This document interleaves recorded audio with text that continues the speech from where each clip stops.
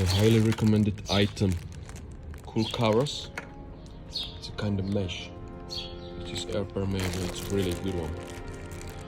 So it means two things. When it's very hot, the air circulates under your bump. That's really good. When it's rain, it separates. You are not sitting in the water. That separates you from that water, and as well protects against the fatigue, which is not 100% fatigue, but like reduce the fatigue. And as well, when it's very hot, you leave it on sunshine, on the sun, you will have not the burnt ass from the seat. That's really good. Now let's go mount it. It's very easy. So the seat is down.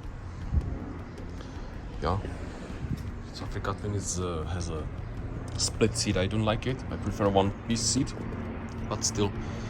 So here we go. Actually, it was hustle a little bit because you need to pull these edges over the seat. That's hard actually. Then you velcro it and done.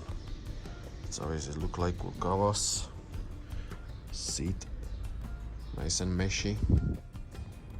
Mounted. Well, so this is a push.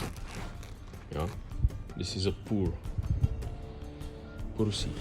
Like you're gonna sweat a lot here, no? It's amazing. Really good one. Wow.